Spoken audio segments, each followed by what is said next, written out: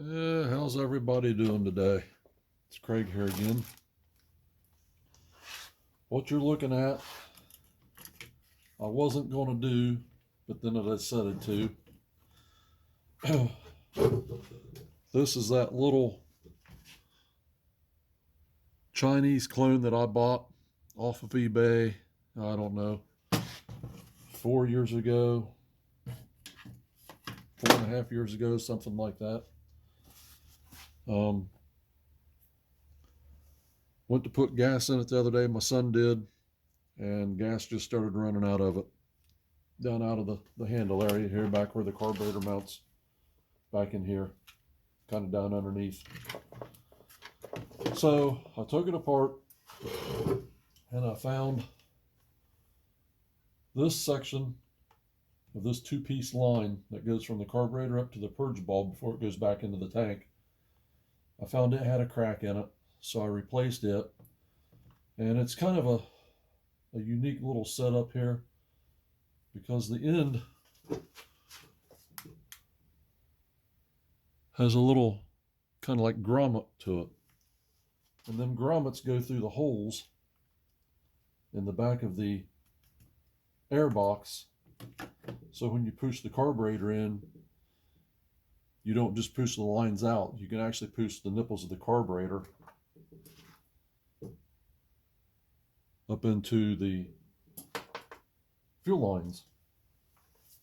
So I was able to get just a piece of R3 steel line on there and thought I had it fixed. And put it all back together. You know, it was just going to be a simple fix.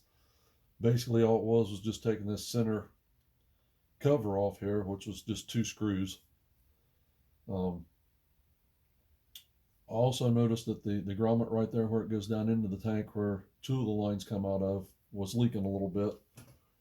So I thought, well, you know, I'll just go ahead and put this piece in there, get it running so he can use it. I'm not going to worry about a little bit of gas seepage there. I'll go ahead and buy a new grommet, and I'll replace that at a later date. So got it all back together, started it up, and it just ran away. I mean, idle was like 5,000 RPMs. I couldn't get it to idle down. So I knew right there, I thought, well, you know, we've got an air leak.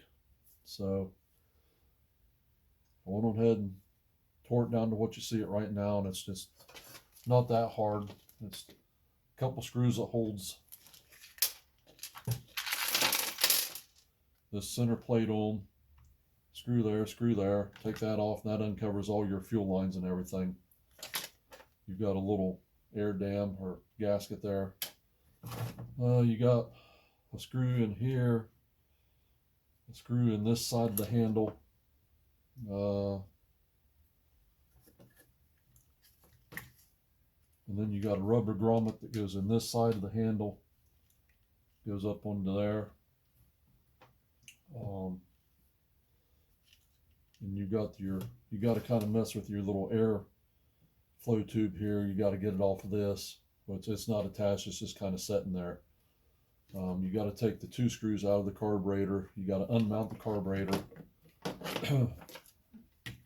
It literally takes 10 minutes to take this little saw apart to the state you see it in right now. So I wasn't sure what I was going to find, but with the fuel lines being as deteriorated as they were, I kind of figured it was going to be the intake manifold. So this is the new one here. Had to get them from, where did I get these from? I can't remember. Oh, got them from Soul Salvage. So I was able to order everything that I needed from Soul Salvage. It come in a little kit. It's actually got more parts in here than what you need. It's got the plate for the bar. It's got parts in here for your oil pump, a pickup for your oil pump tube, a fuel filter, a worm gear drive for your oil pump.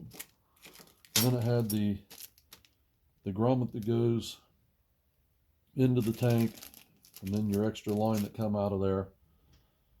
And then this is for the oil pump also.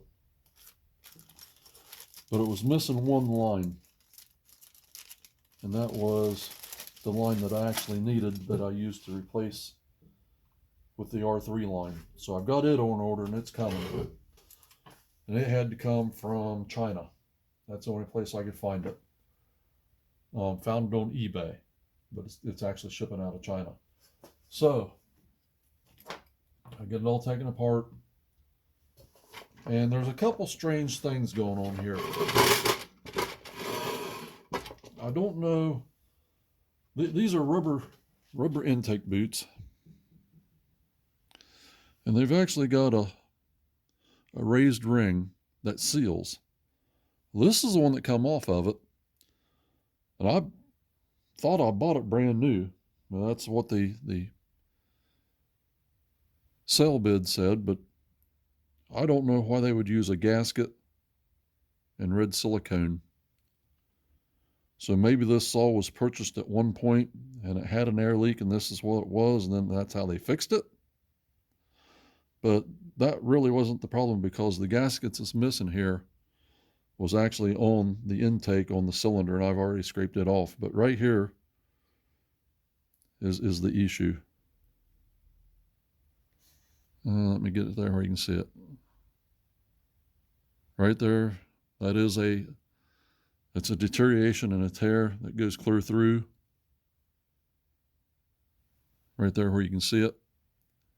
So this manifold had broken down and it had a tear in it, and that's where it was sucking the air from, I'm sure. So gonna put this thing back together. I still got to wait on that one fuel line yet.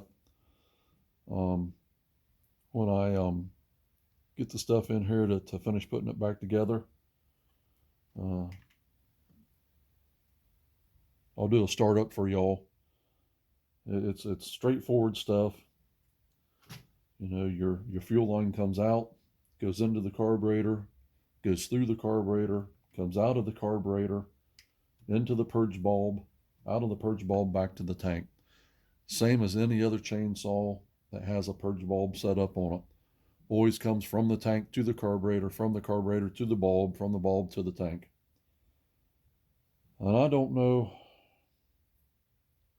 what I'm going to do. I may try to cut